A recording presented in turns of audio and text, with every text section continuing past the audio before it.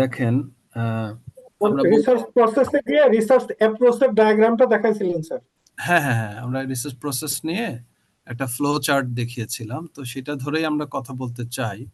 হ্যাঁ, আমরা বলছিলাম যে প্রতিটা রিসার্চকেই একটা সার্টেন প্রসেসের মধ্য দিয়ে যেতে হয়, তাই না? কিছু স্টেপসের মধ্য দিয়ে যেতে হয়, মানে একটা রিসার্চকে ধারাবাহিকভাবে কন্ডাক্ট করতে হয়। মানে এটা ওই আগের স্টেপ পরে করলাম, পরের স্টেপ আগে করলাম, ব্যাপারটা এরকম নয়। হ্যাঁ, একটা ধারাবাহিকতা থাকা দরকার, বা লাগবে, ধারাবাহিকতা থাকা লাগবে। হ্যাঁ, তো এবং সেটা যে কোনো বিষয়ের রিসার্চের ক্ষেত্রেই প্রযোজ্য। যে কারণে আমরা বলছিলাম যে এই যে রিসার্চ মেথোডোলজি আমরা পড়ছি, এটা কোনো ডিসিপ্লিন স্পেসিফিক বিষয় নয়। হ্যাঁ, যে কোনো ডিসিপ্লিনের জন্যই তাকে রিসার্চ মেথোডোলজি জানতে হয়, যেমন রিসার্চ প্রসেসটা জানতে হয়। হ্যাঁ, যে আমি কিছু সার্টেন স্টেপস ফলো করব এবং সেগুলো ধারাবাহিকভাবে ফলো করব, সিস্টেম্যাটিকলি ফলো করব, সিকোয়েন্সিয়ালি ফলো করব, আগেরটা আগে পরেরটা পরে, লাইক দিস। তো এটাই বলছে যে research process consist of series of actions or steps that are necessary to effectively carry out research and the desired sequencing of these steps. যা যা বললাম আমরা, যে কিছু নেসেসারি স্টেপসের মধ্য দিয়ে যেতে হয় এবং সেটা ধারাবাহিকভাবে যেতে হয়, যেটা আমরা এইখানে ফ্লো চার্টে দেখতে পারি। এটার পুরো ডেসক্রিপশন এখানে আছে। হ্যাঁ, প্লিজ গো থ্রু দিস। হ্যাঁ, এগুলো ধারাবাহিকভাবে, হ্যাঁ, মানে আমি পড়তে বলবো। এই যে এখানে ডেসক্রিপশনটা আছে, যেগুলো আমরা মুখে বলছি, হ্যাঁ, কিন্তু বইয়ে থাকবে সেটার বর্ণনা, প্লিজ পড়বেন। তো আমরা এইখানে ফ্লো চার্টের দিকে খেয়াল করি। প্রথম কাজটা কি? আমরা বলছিলাম যে আমরা রিসার্চ প্রসেসটাকে একটা থিসিসের আলোকে চিন্তা করতে পারি, বা মানে আলাপ করতে পারি, আলোচনা করতে পারি। যে একটা থিসিস, ফর এক্সাম্পল একটা PhD thesis, because we are talking about academic research. অন্য রিসার্চের ক্ষেত্রেও কিন্তু এই স্টেপগুলো আসবে, তাও আমরা যেহেতু একাডেমিক রিসার্চকে খুবই সিস্টেম্যাটিকলি রিগোরাসলি ফলো করা হয়, এই জন্য আমরা একাডেমিক রিসার্চের কথাই বলছি। তো ধরেন একটা পিএইচডি রিসার্চে আপনি যা যা করবেন, আপনি দিন শেষে কিন্তু একটা থিসিস লিখবেন। হ্যাঁ, মানে একটা ডিসার্টেশন লিখবেন আপনি, তাই না? মানে ডিসার্টেশনের মধ্যে সবকিছুকে আপনি সন্নিবেশিত করবেন। তো এবং সেটা ধারাবাহিকভাবে আপনি করেন। তাহলে আপনি একটা থিসিসকে কতগুলো চ্যাপ্টারে আসলে ভাগ করেন। ভাগ করে আপনি চ্যাপ্টার ওয়াইজ থিসিসটা লিখেন, তাই না? তো আপনি কি দিয়ে শুরু করেন? আপনি প্রথমেই বলেন আপনার চ্যাপ্টারটা হচ্ছে চ্যাপ্টার 1 হচ্ছে ইন্ট্রোডাকশন, তাই না? তো ইন্ট্রোডাকশন চ্যাপ্টারে আপনার কি থাকবে? আমরা ওই এখন রিসার্চ প্রসেসটা ফলো করলেই বুঝতে পারবো যে আমাদের প্রথমেই আলাপ করা দরকার হচ্ছে যে আপনি রিসার্চ প্রবলেমটা ডিফাইন করবেন। দেখেন, আপনি যা নিয়ে রিসার্চ করছেন সেটা একটা নিশ্চয়ই একটা প্রবলেম আপনার সামনে এসেছে, আপনি যেটা রিসার্চ করে খতিয়ে দেখতে চান, তার সলিউশন খুঁজতে চান। So there is a problem. এটা ধরেন একটা সোশ্যাল কনসার্ন হতে পারে, একটা হেলথ ইস্যু হতে পারে, একটা এনভায়রনমেন্টাল কনসার্ন হতে পারে, হ্যাঁ, যে কোনো একটা বা একটা পলিটিক্যাল ইস্যু হতে পারে, যেটা নিয়ে মনে হয়েছে যে এটার আপাতভাবে আমরা এটার সলিউশন জানি না, বা এটার উত্তর আমার জানা দরকার। তাইলে এইটা আমাকে সেই উত্তর খুঁজতে হবে। তার মানে আমাকে এটা রিসার্চ করে দেখতে হবে। তো এই জন্য এটাকে রিসার্চ প্রবলেম বলছে। The problem that is worth researching, হ্যাঁ, যেটা রিসার্চ করেই দেখা দরকার এই প্রবলেমের সলিউশন বা উত্তর খোঁজার জন্য। তো সেইটা করতে গিয়ে আপনি তো সেই প্রবলেমের স্টেটমেন্টটা বলবেন প্রথমে। তো প্রবলেম স্টেটমেন্ট তো শুধু ওই কয়েক কথায় বলে ফেলারই বিষয় নয় আসলে। হ্যাঁ, আপনি ধরেন পুরো একটা ইন্ট্রোডাকশন চ্যাপ্টার রাখছেন এটার জন্য, তাইলে আসলে তখন সেখানে কি করেন?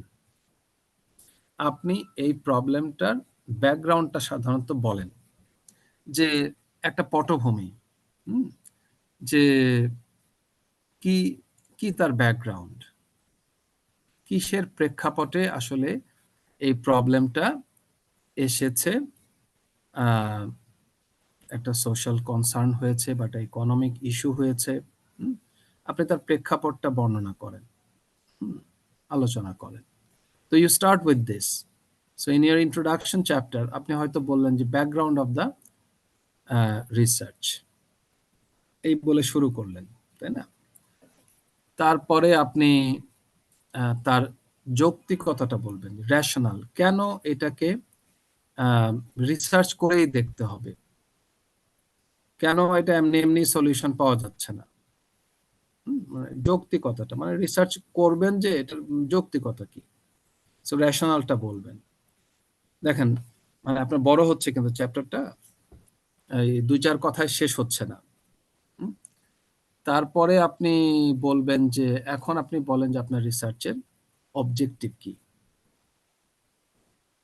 প্রথমে একটা এইম থাকতে পারে, যে একটা ওভারঅল একটা এইম থাকতে পারে। দেন আপনার কিছু স্পেসিফিক অবজেক্টিভ থাকবে, কিছু সুনির্দিষ্ট উদ্দেশ্য থাকবে, অবজেক্টিভস থাকবে। এইটাকে আপনি চাইলে রিসার্চ কোয়েশ্চেন্স আকারে সাজাতে পারেন।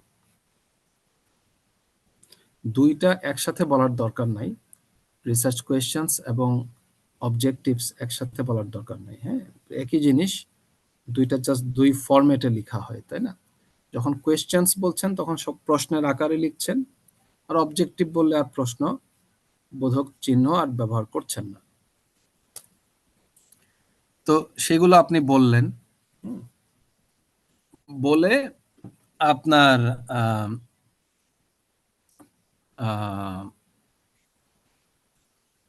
আপনি চ্যাপ্টার শেষ করতে পারেন। এইম এন্ড অবজেক্টিভ বলে চ্যাপ্টারটা শেষ করতে পারেন। তো মানে আপনার প্রথম লিটারেচার গ্যাপটা রাখতে হবে না? না না, লিটারেচার গ্যাপে আমরা পরে আসছি। আমরা লিটারেচার রিভিউটা আগে না করলে আমরা গ্যাপটা কেন বুঝতে পারবো? হ্যাঁ, আমরা এটা প্রথম চ্যাপ্টারে আমরা ওয়েল, মানে আপনি বলতে পারেন যে অবজেক্টিভ গুলো আমি সাজালাম, যে রিসার্চ গ্যাপ না জানলে আমি কিভাবে সাজালাম। In a way true. আসলে আপনি তো কাজটা করার পরে থিসিসটা লিখেন, আমি থিসিসের আলোকে বলছি। ততক্ষণে আসলে আপনি আপনার রিসার্চ গ্যাপ জানেন, বিকজ আপনি আপনার লিটারেচার রিভিউ করে ফেলেছেন। তো আমরা সেই জিনিসটাই এখন দেখব, যে আমরা বলছি যে ফার্স্ট চ্যাপ্টারে আমরা এই কয়টা জিনিস, আমরা মূলত স্টেটমেন্ট অফ দ্য প্রবলেম বলি এবং সেই সম্পর্কিত কথাবার্তা, তার ব্যাকগ্রাউন্ড, তার জাস্টিফিকেশন, তার রেশনাল, এগুলো বলি, বলে প্রথম চ্যাপ্টারেই অবজেক্টিভস গুলো বলে নেই। এখন লিটারেচার রিভিউ যেহেতু একটা বড় সড় বিষয়, একটা বেশ বৃহৎ পরিসরের বিষয়, ফলে এটাকে আপনি আলাদা চ্যাপ্টারে নিয়ে আসবেন। তাহলে সেকেন্ড চ্যাপ্টার আপনার হতে পারে যে লিটারেচার রিভিউ। আজকাল এটাকে সাধারণত মানে ভিন্ন নামে ডাকে অনেকেই। ধরেন একটা নাম হতে পারে যে থিওরিটিক্যাল ব্যাকগ্রাউন্ড। তার মানে আপনার রিসার্চের থিওরিটিক্যাল ব্যাকগ্রাউন্ড কি বললেই চলে আসবে যে আসলে এটা দ্বারা আপনি আসলে লিটারেচার রিভিউ মিন করেছেন। আচ্ছা, এই লিটারেচার আপনারা জানেন যে এটা বাংলা সাহিত্য ইংলিশ সাহিত্যের ব্যাপার না। এই লিটারেচার মানে হচ্ছে আপনি যে বিষয়ে রিসার্চ করছেন সেই বিষয় সম্পর্কিত লেখাপত্র, সেই বিষয় সম্পর্কিত আর্টিকেল, জার্নাল আর্টিকেল, সেই বিষয় সম্পর্কিত report, books, research monographs, unpublished thesis etcetera. যে আপনি যে বিষয়ে রিসার্চ করছেন তার সম্পর্কিত, এই রিলেটেড যত ধরনের স্টাডি হয়েছে, আমরা গতদিন বলছিলাম যে আপনি যে বিষয়ে রিসার্চ করছেন প্রবলেমটা লোকাল হতে পারে, কিন্তু তার রেলেভেন্স কিন্তু গ্লোবাল। ফলে নলেজ ইজ অলওয়েজ গ্লোবাল। তাহলে আপনি যখন লিটারেচার রিভিউ করছেন আপনার ভাবার কোনো কারণ নাই যে আপনি কেবলমাত্র ধরেন বাংলাদেশের কোনো একটা বিষয়ে ইস্যুতে আপনি রিসার্চ করছেন, ভাবার কোনো কারণ নাই যে এই ইস্যুতে বাংলাদেশে আর কি কি স্টাডি হয়েছে এটা দেখলেই চলবে না। এটা তো আপনার অবশ্যই দেখতে হবে, কিন্তু আপনি গ্লোবালি কি কি কাজ হয়েছে, সারা দুনিয়ায় এই সম্পর্কিত কি কি কাজ হয়েছে সেগুলো আপনার পড়ে ফেলতে হবে। হ্যাঁ, এটা একটু সময় সাপেক্ষ, বেশ খানিকটা ধৈর্য লাগবে, কিন্তু এটা লোকজন করে এবং করতেই হয়, এবং আপনিও সেটা করতে পারবেন। হ্যাঁ, আপনাকে এটার জন্য অনেক সময় দিতে হয় যে আপনি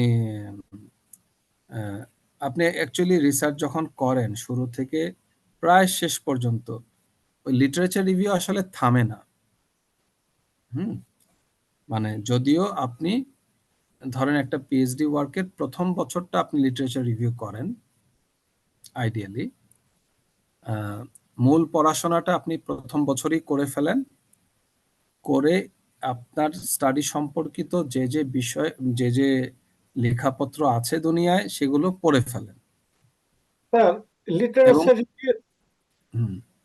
লিটারেচার রিভিউ কি অনেকটা স্যার সেকেন্ডারি ইনফরমেশন রিভিউ করা এরকম? হ্যাঁ, অফকোর্স, অন্যদের লেখাপত্র মানেই তো সেকেন্ডারি। জি স্যার। হ্যাঁ, আপনার রিসার্চটা আপনার মানে প্রাইমারি। আপনি হয়তো তাও দেখেন আপনার রিসার্চটাও মানে প্রাইমারি সেকেন্ডারি ব্যাপারটা আসলে ডেটার সাথে সম্পর্কিত। আপনি যদি আপনার রিসার্চটা সেকেন্ডারি ডেটা বেসড করেন তাইলে সেটা সেকেন্ডারি ডেটা। আবার অনেক কাজই হচ্ছে প্রাইমারি ডেটা বেসড হয়, নিজেরা ডেটা কালেক্ট করে সেই ডেটা অ্যানালাইজ করে রিসার্চ করা হয়। দিস ইজ প্রাইমারি ডেটা, তাই না? তো আমরা ধরে নিচ্ছি আপনি প্রাইমারি ডেটা বেসড কাজ করবেন বা করছেন। এখন লিটারেচার রিভিউ মানে হচ্ছে যে আপনার রিসার্চ সম্পর্কিত যা যা কাজ এই পর্যন্ত দুনিয়ায় হয়েছে, যারাই যেখানে যেখানে করেছেন, সেটা বাংলাদেশেও করেছেন, হ্যাঁ, সেটা ভারতবর্ষে হতে পারে, সেটা ওই ইন্দোনেশিয়ায় হতে পারে, আপনার অস্ট্রেলিয়ায় হতে পারে, ইউরোপে হতে পারে, আপনার সাউথ আমেরিকায় হতে পারে, যেখানে যেখানে, আফ্রিকা হতে পারে, যেখানে যেখানে হয়ে থাকুক, সেই সব স্টাডিকে আপনার কাজ হচ্ছে পড়ে ফেলা। আচ্ছা, লিটারেচার রিভিউটাও এটা খেয়াল করার বিষয়, আপনি যদি সব রকম আর্টিকেল আপনি ডাউনলোড করতে পারছেন, আজকাল তো অনেক সুবিধা আছে, রিসোর্স আছে, অনলাইনে পাওয়া যাচ্ছে। শুধু আপনার প্রতিষ্ঠান যদি সাবস্ক্রাইব করে এই জার্নালগুলো তাইলেই আপনি তার অ্যাক্সেসটা পেয়ে যান, আপনি সেগুলো ডাউনলোড করে পড়ে নিতে পারেন। এখন প্রশ্ন হচ্ছে যে আপনি কি প্রতিটা আর্টিকেলেরই শুরু থেকে শেষ পর্যন্ত পড়বেন? আসলে সবগুলোরই আপনার একই রকম গুরুত্ব দিয়ে পড়ার দরকার পড়বে না। প্রথম কাজটা হচ্ছে আপনি একটা আর্টিকেল ডাউনলোড করলেন, আপনি সেটার অ্যাবস্ট্রাক্টটা পড়েন। অ্যাবস্ট্রাক্টেই তো আপনি বুঝে যাবেন যে এইটা আপনার স্টাডির সাথে রিলেটেড, বাট কতটা রিলেটেড বা কতটা ইম্পর্টেন্ট মনে হচ্ছে, যে এইটার কি ভেতরে গিয়ে ভালো মতো পড়ে দেখার দরকার আছে কি নাই। আপনি কিন্তু অ্যাবস্ট্রাক্ট পড়েই বুঝে যেতে পারবেন। তো যেগুলো আপনার মনে হবে যে খুবই রিলেটেড, হ্যাঁ, আপনার স্টাডির জন্য, হ্যাঁ, খুবই কাজের, আপনি সেটা ভালো মতো পড়বেন। আচ্ছা, তো পড়তে গেলে আপনি কি দেখবেন, যে কাজটা কি করেছে, মানে কি নিয়ে কাজ, কোথায় কাজ, কোন অঞ্চলে কাজটা করেছে, কখন, হ্যাঁ, তারপর হচ্ছে কিভাবে করেছে, কি ধরনের মেথড ইউজ করেছে, হ্যাঁ, কি ধরনের ডেটা ইউজ করেছে, প্রাইমারি ডেটা না সেকেন্ডারি ডেটা না কি ধরনের ডেটা, কোয়ান্টিটেটিভ স্টাডি না কোয়ালিটেটিভ স্টাডি, এগুলো তো আপনার চলে আসবে, তাই না? তারপরে হচ্ছে ধরেন কোয়ান্টিটেটিভ স্টাডি করলো, তাহলে কি ধরনের মেথডে ডেটাটা অ্যানালাইজ করলো, হ্যাঁ, লেটস সে এখানে ইকোনোমেট্রিক মডেল ইউজ করলো, তাহলে কি ধরনের মডেল ইউজ করলো, হ্যাঁ, সবই আপনি জানছেন ওই স্টাডিটা পড়লে পরে, তাই না? তারপরে তারা কি ধরনের রেজাল্ট পেয়েছে, মানে ফাইন্ডিং তাদের কি, সেটা আপনি জানলেন। তাতে কি হবে, আপনার স্টাডিটাই এনরিচড হবে। and by doing this আপনি জানলেন যে তারা কি কাজ করেছে, কোথায় করেছে, কিভাবে করেছে, কি ফাইন্ডিং পেয়েছে। এইটাকে আপনি সামারাইজ করে ফেললেন, সংক্ষেপে আপনি পড়লেন, পড়ে সামারাইজ করে ফেললেন, হ্যাঁ। এইটাই আপনি লিটারেচার রিভিউ যখন লিখবেন তখন সেটা কাজে লাগবে। এইভাবে প্রতিটা চ্যাপ্টারের জন্য, প্রতিটা আর্টিকেলের জন্যই আপনি তাই করেন।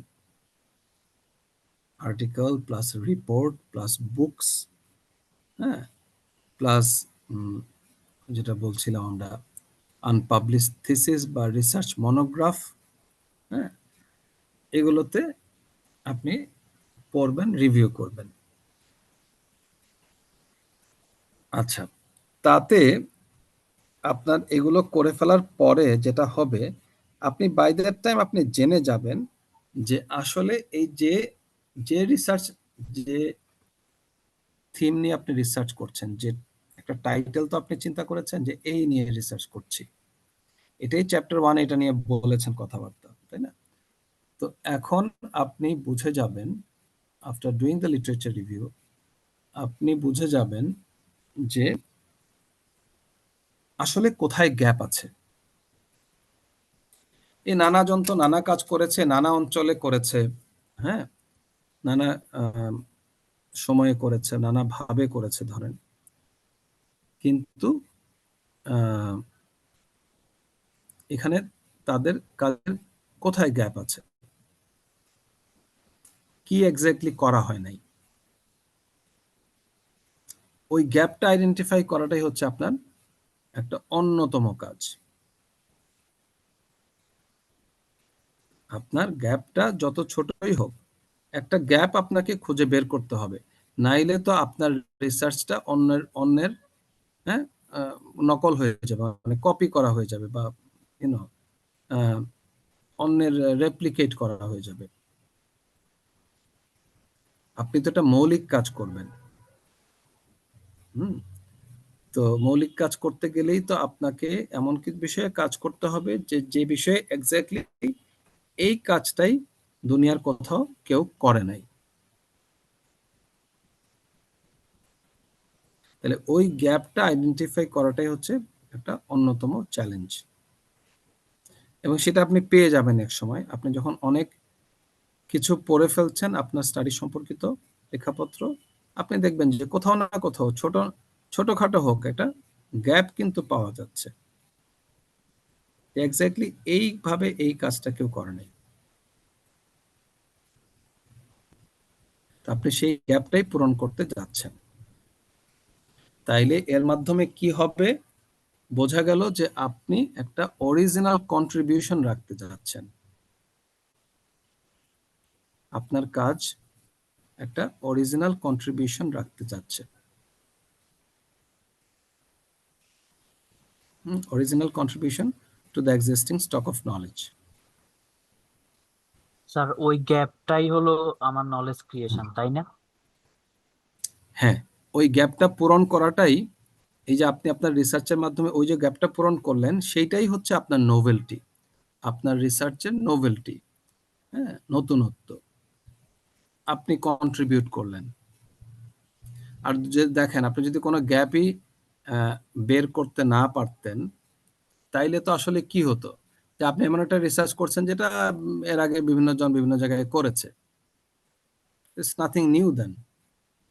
ফলে এটা দিয়ে, আর যাই হোক, এটা দিয়ে আপনি ধরেন একটা প্রাতিষ্ঠানিক রিসার্চ হতে পারে, অ্যাকশন রিসার্চ হতে পারে, হ্যাঁ, একটা এনজিও কাজ করছে বা একটা প্রতিষ্ঠান, হ্যাঁ, একটা স্টাডি করছে, সেটা হতেই পারে, কোনো সমস্যা নেই। কিন্তু এটা দিয়ে কোনো মৌলিক একাডেমিক কাজ হবে না। পিএইচডির মতো একটা কাজ এটা কখনোই হবে না। PhD will never be awarded or conferred, কারণ আপনি কোনো নতুনত্ব প্রমাণ করতে পারেন নাই। এই জন্য দেখবেন উন্নত দেশে পিএইচডি করার প্রথম দিন থেকেই এই জিনিসটা আপনাকে সুপারভাইজার মনে করিয়ে দিবে, যে what is new about your research. ওইটা বাবা খুঁজে বাইর করো যে তোমার কাজের নতুনত্ব কি।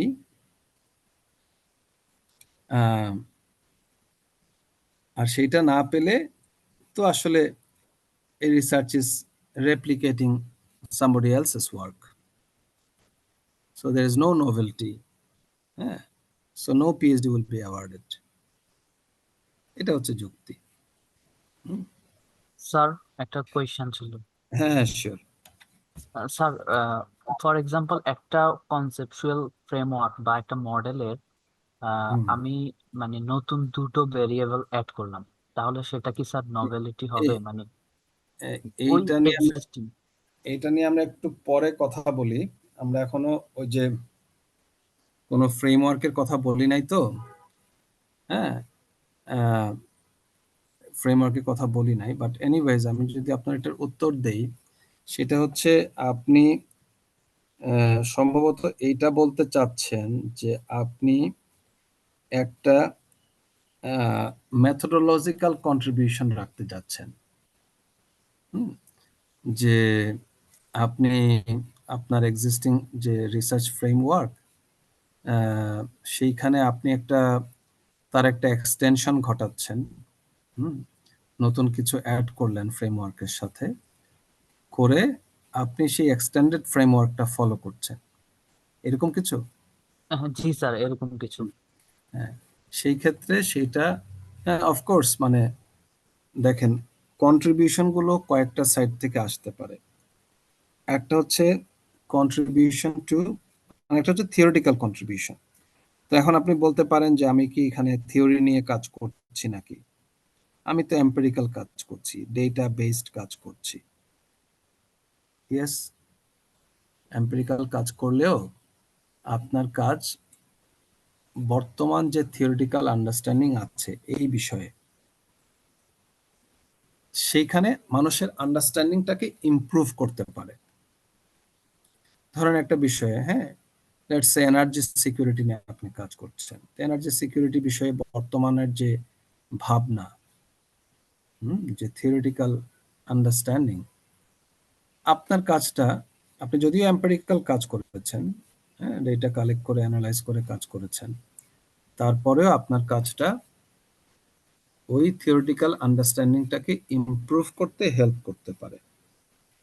সো দিস ইজ, হ্যাঁ, ওয়ান কাইন্ড অফ কন্ট্রিবিউশন। আরেকটা কন্ট্রিবিউশন হতে পারে মেথোডোলজিক্যাল, যে আপনি কোনো মেথোডোলজিতে কোনো পরিবর্তন আনছেন। বর্তমানে যে ধরনের মেথড ব্যবহার করা হয়, আপনি হয়তো একটু ডিফারেন্ট মেথড ফলো করছেন, বা ধরেন ওই যে প্রসেসের দিক থেকে কন্ট্রিবিউশন হতে পারে। আপনি ধরেন ওই যে ল্যাবরেটরি বেসড রিসার্চ যদি হয়, এখন এক ধরনের প্রসেস আছে, হ্যাঁ, আপনি হয়তো ডিফারেন্ট প্রসেস ইউজ করছেন, এটা একটা কন্ট্রিবিউশন। তো এই ধরনের নানা দিক থেকে। আরেকটা হচ্ছে এম্পিরিক্যাল কন্ট্রিবিউশন, যে আপনি কথার কথা, আপনি যে রিসার্চটা করলেন সেটা বাংলাদেশের উপর রিসার্চ করেছেন। এই রিসার্চটা ধরেন সিমিলার কাজ হয়তো কথার কথা, হ্যাঁ, সাউথ আমেরিকায় হয়েছে, ব্রাজিলে হয়েছে ধরেন, কিন্তু বাংলাদেশে কখনো হয়নি। আপনি ওই এক্স্যাক্টলি তাদের কাজটাই রেপ্লিকেট করে এখানে চালিয়ে দিবেন ব্যাপারটা তা না, তা বলছি না আমরা, কিন্তু বলছি বাংলাদেশের জিওগ্রাফিক্যাল কনটেক্সটে এখনো এই রিসার্চটা হয় নাই। তাইলে এটা একটা অবভিয়াস এম্পিরিক্যাল কন্ট্রিবিউশন হয়ে গেল, যে বাংলাদেশে কোন অঞ্চলে এই কাজটা হয় নাই। ওটারও তো স্যার রেশনাল লাগবে, যেটা আগে বলছেন স্যার। ওটা রেশনাল না হইলে তো এটার ইম্প্যাক্ট কিংবা কন্ট্রিবিউশন কোনো কাজে আসবে না কোন রেশনাল?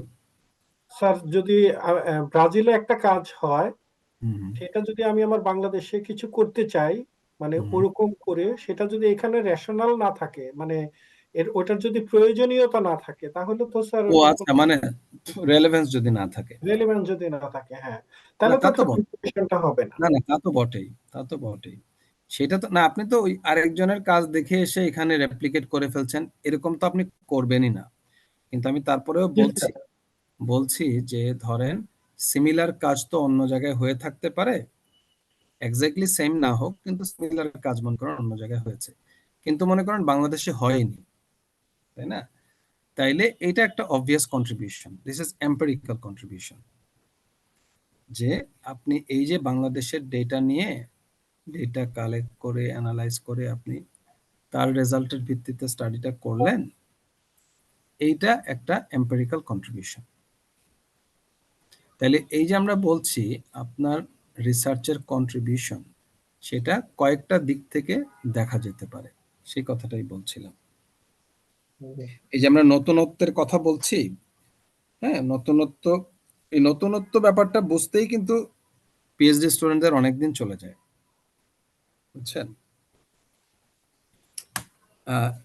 এখন আনফরচুনেটলি ধরেন পিএইচডি সুপারভাইজাররা ওইসব দেশে, তারা মোটেই কিন্তু আমাদের দেশের মতো স্টাইলে চলেও না, সুপারভাইজও করে না।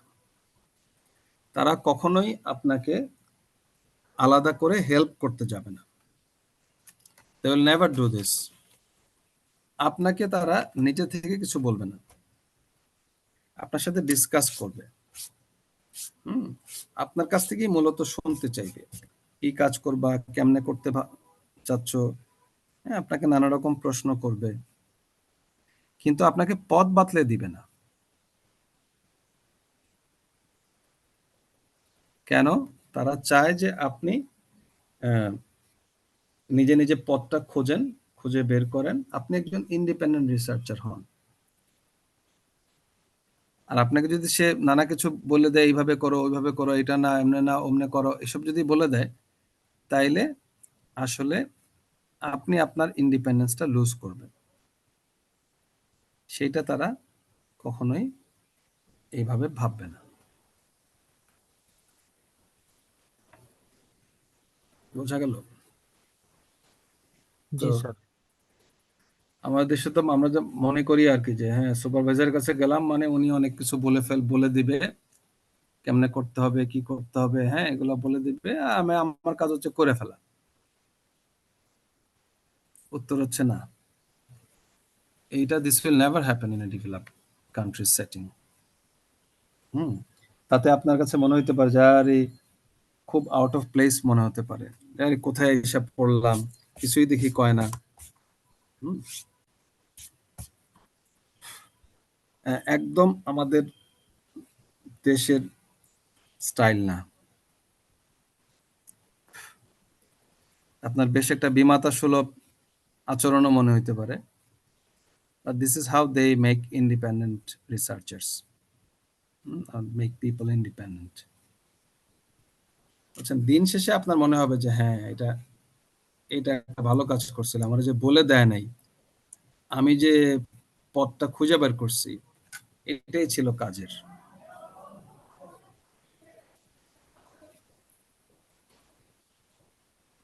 আচ্ছা, তারপরে আসেন হাইপোথিসিস ফর্মুলেট করা। এইটা হচ্ছে, আমরা হাইপোথিসিস নিয়ে অনেক কথা আগামীতে বলবো। আমরা হাইপোথিসিস টেস্টিং নিয়েও আলাদা চ্যাপ্টার পড়বো আমাদের মানে কোয়ান্টিটেটিভ পার্টে। তবে এখানে হাইপোথিসিস বলতে আপনি ধরেন আপনার রিসার্চের হ্যাঁ এক বা একাধিক হাইপোথিসিস আপনার থাকতে পারে। হ্যাঁ, যে হাইপোথিসিস মানে একটা একটা স্টেটমেন্ট, হ্যাঁ, একটা ক্লেম, হ্যাঁ, যেটা আপনি প্রিভিয়াস ধারণার ভিত্তিতে আপনি এই ক্লেমটা আপনি বলছেন বা স্টেটমেন্টটা আপনি বলছেন, হ্যাঁ, বা আপনার ভাবনায় আছে যে একটা রিলেশনশিপ কেমন। আপনি হয়তো বলছেন যে লেটস সে আমরা এনার্জি সিকিউরিটি নিয়ে কথা বলছিলাম, আপনি হয়তো বলছেন যে আপনার ধারণা থেকে যে মানুষের ইনকাম বাড়ার সাথে সাথে তার এনার্জি সিকিউরিটি বাড়ে, কথার কথা, বা ওয়েলথের সাথে, হ্যাঁ, ইনকাম ক্লাসের সাথে এনার্জি সিকিউরিটির একটা পজিটিভ রিলেশনশিপ আছে। যে যারা কিনা পোর ইনকাম গ্রুপের মানুষ তারা লেস এনার্জি সিকিউর, হ্যাঁ, হায়ার ইনকাম গ্রুপের মানুষ তারা মোর এনার্জি সিকিউর, কথা কথা। তাহলে এই হচ্ছে আপনার হাইপোথিসিস। এখন আপনি আপনার মানে এটা ধরেন একটা এস্টাবলিশড ধারণা, ক্লেম, স্টেটমেন্ট।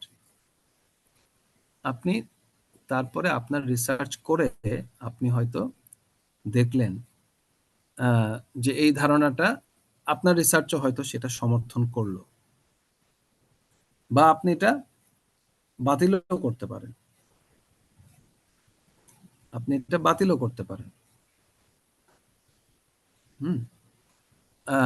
যেমন আমি মনে হয় গতদিন ক্লাসে বলছিলাম একটা কথা, একটা ওকমস ল নিয়ে কথা বলছিলাম কি? জি স্যার, আপনার একটা ফ্রেন্ড ওই রাইট, রাইট, ক্যানাডিয়ান ফ্রেন্ডের কথা বলছিলাম। তাহলে ওকমস ল আসলে কি দেখাচ্ছে? একটা রিলেশনশিপ দেখাচ্ছে, তাই না? যে আপনার জিডিপি গ্রোথের সাথে আনএমপ্লয়মেন্ট রেটের একটা সম্পর্ক আছে, হ্যাঁ। তো এখন এটা হচ্ছে একটা তাহলে হাইপোথিসিসটা এখানে কি? হ্যাঁ, যে জিডিপি গ্রোথ বাড়লে আনএমপ্লয়মেন্ট কমে আসবে একটা ইকোনমিতে। ওকমস ল সেই কথাটা বলেছে, একটা হিসাবটাও বলেছে যে কত হইলে কত হবে, কমবে। তো আমার ওই যে ফ্রেন্ডের কথা বলছিলাম, হ্যাঁ, ড্যান ওনিল, ও ধরেন ওর রিসার্চে ও এটা প্রমাণ করেছে যে এই ওকমস লটা এটা কোনো সার্বজনীন ল না, যে সব সময়ে সব আমলে সব দেশে এটা প্রযোজ্য, হ্যাঁ, এটা হোল্ড করবে এমন নয়। ও দেখিয়েছে যে গ্লোবাল ডেটা নিয়ে দেখেছে যে বিভিন্ন সময়ে ডেটা নিয়ে, বিভিন্ন অঞ্চলের ডেটা নিয়ে দেখিয়েছে যেটা হোল্ড করে না। কিন্তু ইয়েস, ওকন সাহেব হ্যাঁ ইউএস এর ডেটা নিয়ে একটা সার্টেন পিরিয়ডের ডেটা নিয়ে দেখিয়ে পেয়েছিলেন যেটা হোল্ড করে। তাহলে এখন দেখেন যে হাইপোথিসিস যেটা আমরা বলছিলাম, ওর ওর রিসার্চটাও এই হাইপোথিসিসকে সমর্থন করতে পারত।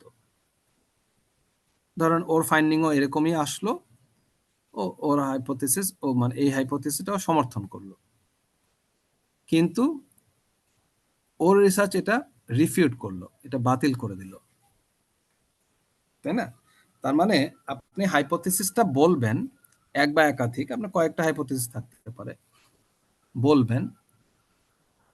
তারপর আপনি রিসার্চ তো করছেন, করে আপনি দেখবেন যে আপনি আপনার ফাইন্ডিং আইদার এই হাইপোথিসিসকে সাপোর্ট করবে অথবা এটার বিরুদ্ধে অবস্থান নেবে। হ্যাঁ, এটা রিফিউট করবে যে না, এটা আসলে আপনি বাতিল করছেন আপনার রিসার্চ,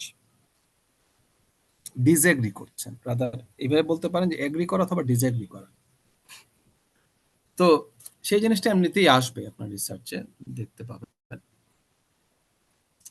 তারপরের স্টেপটা হচ্ছে আসল স্টেপ, রিসার্চ ডিজাইন। একটা রিসার্চের ডিজাইন কি হবে, কেমন হবে, আপনার রিসার্চের ক্ষেত্রে ডিজাইনটা কি ফলো করবেন, সেইটা আপনি এখানে বলবেন। তাহলে ধরেন এটা চ্যাপ্টার 3, চ্যাপ্টার 3 তে এসে আপনার রিসার্চ ডিজাইন বলছেন। এখন রিসার্চ ডিজাইনের মধ্যে আসলে প্রায় সব কিছু পড়ে যাচ্ছে। একটা রিসার্চের যা যা ওই একটা বিল্ডিং এর ডিজাইনে যেমন ডিটেইল ডিজাইনটা আপনি করেন, একটা রিসার্চ ডিজাইনের ক্ষেত্রেও ব্যাপারটা একই রকম। একটা detail design of your research, সেইটা আপনি ধরেন নেক্সট স্টেপে, মানে থার্ড চ্যাপ্টারে গিয়ে সেইটা আপনি ডিটেইল আউট করেন। তো বিষয়টা খুবই গুরুত্বপূর্ণ, এই জন্য আমরা এটাকে আলাদা চ্যাপ্টার হিসেবে পড়ব। আমরা নেক্সট চ্যাপ্টারে রিসার্চ ডিজাইন পড়ব। আবার তার একটা পার্ট হচ্ছে স্যাম্পলিং ডিজাইন। তো এই স্যাম্পলিং ডিজাইনটাও যেহেতু আলাদা গুরুত্ব বহন করে, এটা রিসার্চ ডিজাইনের পার্ট হলেও আমরা এটাকে আলাদা চ্যাপ্টার হিসেবে পড়ব।